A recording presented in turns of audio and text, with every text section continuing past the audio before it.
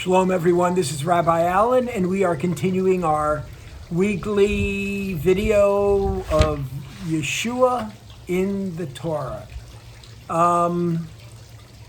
Before I get to that, let me ask you a question this week.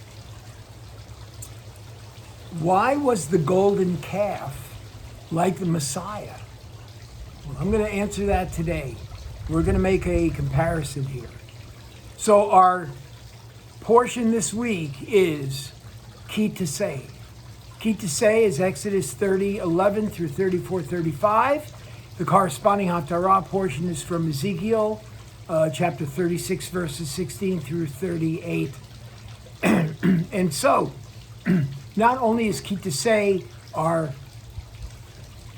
weekly Torah portion, today is a special Shabbat, or this week is a special Shabbat. It is Shabbat Parah. Shabbat Parah, the Shabbat of the Red Heifer, usually falls out 2 Shabbats before the beginning of the month of Nisan. And Nisan is the month that has Passover. And so, because of the sacrifices and because of the, high priest and all these things. So this is a Shabbat, special Shabbat, Shabbat Parah, the Shabbat of the Red Heifer. And so it's interesting because this week in our Torah portion, we read about that saddest of sad events that happens. And that is when the children of Israel get impatient because Moses is up on Mount Sinai, and they decide to build themselves a golden calf as an idol, to start worshiping that idol because they do not have God with them, and Moses is not with them, and so they decide to do this. So, both this Shabbat, do we talk about the golden calf and the red heifer. So I'm going to put them together today. You know, we had sinful Israel, and sinful Israel, they wanted a representative of God. And that's one of the reasons they built this idol. They fashioned this idol of gold. But here's the thing. Instead of getting a presence of God, that's all they got was an idol, an inanimate idol, a lifeless idol. It was shiny and it might have looked pretty, but it was without life. God is the living God. And so there's life that comes out of God. And so years later, God came to be with us as a spotless lamb. And so let's put this together today. The Jewish sages have said over the years that the red heifer symbolizes the Messiah to come.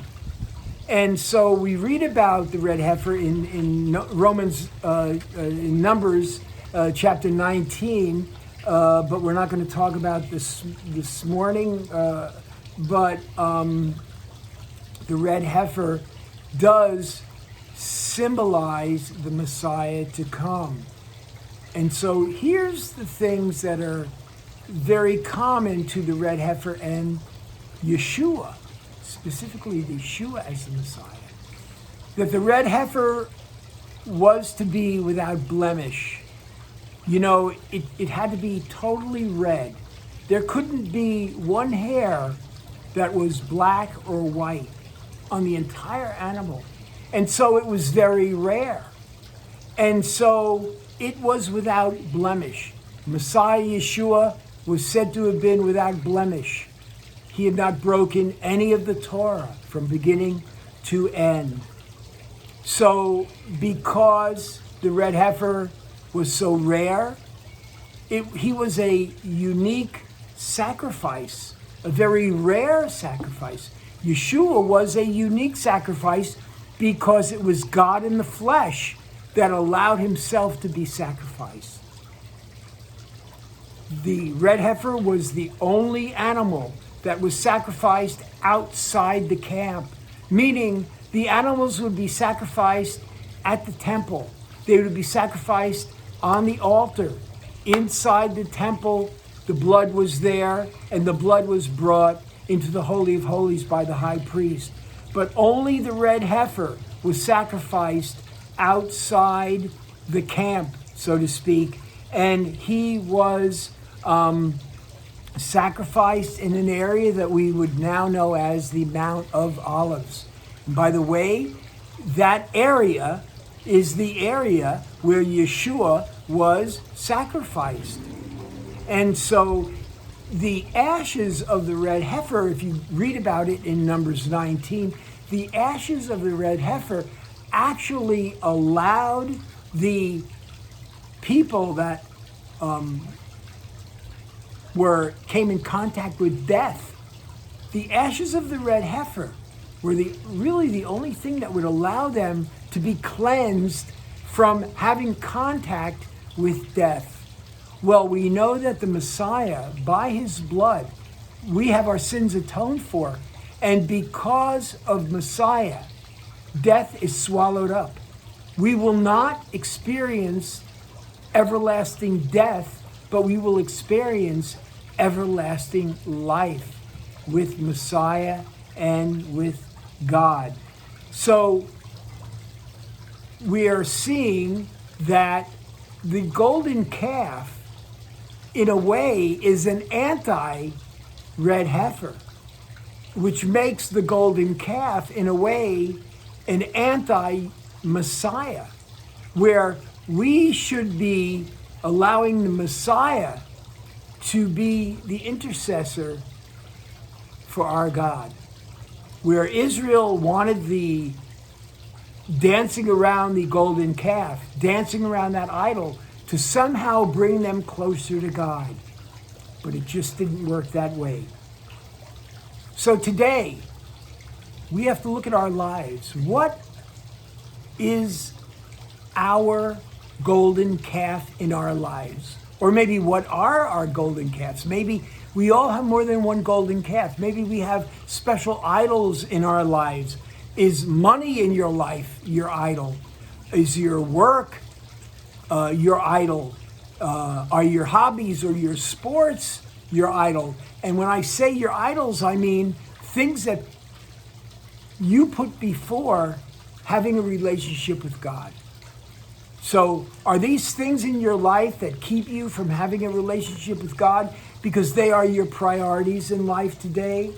Well, we need to understand that just as Israel sinned gravely and deeply by worshiping that golden calf, it is not for us to be worshiping these things in our lives and considering them idols in our lives.